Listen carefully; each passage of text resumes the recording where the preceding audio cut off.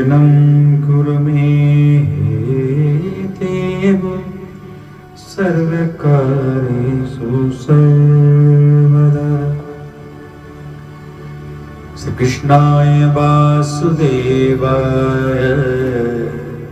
हरे परमात्मने प्रणतक्लेशनाशाय गोविन्दाय नमो नमः।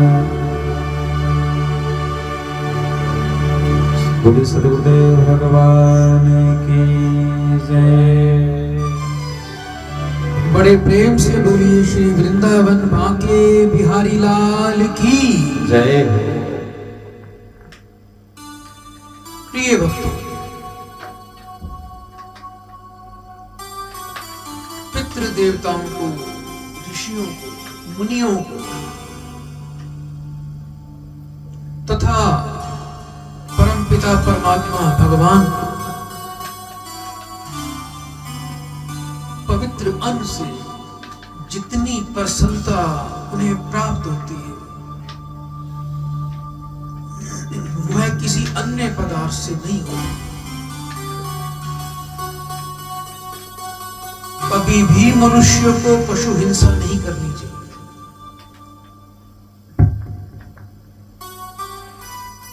शास्त्रों में कहा गया है कि दूषित अन्न से ही मनुष्य की बुद्धि विकृत होती है, दूषित होती है। एक छोटा सा महाभारत की कथा का वर्णन करता हूं। महाभारत का युद्ध समाप्त हो चुका था। महाराज युधिष्ठिर इस संसार में एक छत्र राज कर रहे थे। श्री कृष्ण जी की सम्मति से रानी द्रौपदी एवं अपने भाइयों के साथ राजा युधिष्ठिर बहुत ही प्रसन्न जीवन जी रहे थे।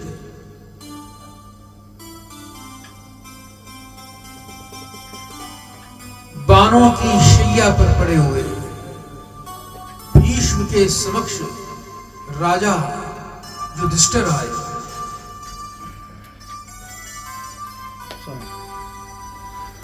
राजा युधिष्ठिर के पूछने पर पितामह भीष्म जी ने राजधर्म, दान धर्म, स्त्री धर्म तथा भगवत धर्म आदि विविध धर्मों का उपदेश उन्होंने किया। उसी समय महारानी द्रौपदी हंस पड़ी, उन्हें हंसी आ गई।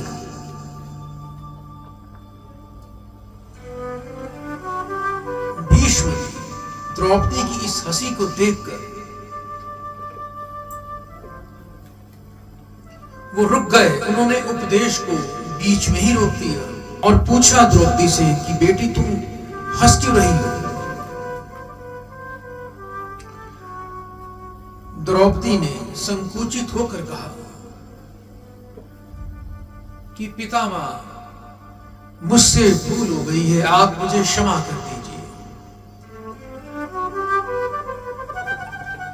पितामह को इससे संतोष नहीं हुआ। बोले बेटी, कोई भी शीलवती कुलवधू गुरुजनों के समक्ष अकारण नहीं हंसती। तुम तो सुशीला भी हो और गुणवती भी हो। तुम्हारी यह हंसी अकारण नहीं हो सकती। संकोच छोड़कर अपने हंसने का कारण बताइए। हाथ जोड़कर द्रौपदी बोलती है कि हे दादा, यह बहुत ही अभद्रता की बात होगी, किंतु यदि आप आज्ञा दे रहे हैं अवश्य इस पर कुछ कहूंगी। आपकी आज्ञा को मैं टाल नहीं सकती। द्रौपदी कहती है कि आप धर्म उपदेश कर रहे हैं। तब मेरे मन में यह बात आई है कि आज तो धर्म की इतनी अच्छी व्याख्या आप कर रहे हैं, जब कौरवों की सभा में दुशासन मेरा वस्त्र हरण कर रहा था, तब आपका ये धर्म और ज्ञान कहां चला गया था?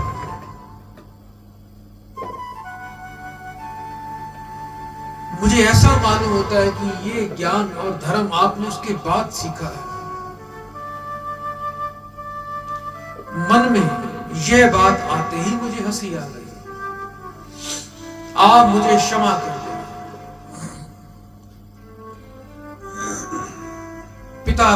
पिता ने शांति पूर्वक समझाया कि हे बेटी, इसमें क्षमा वाली तो कोई बात ही नहीं। मुझे ये धर्म ज्ञान तो उस समय भी था,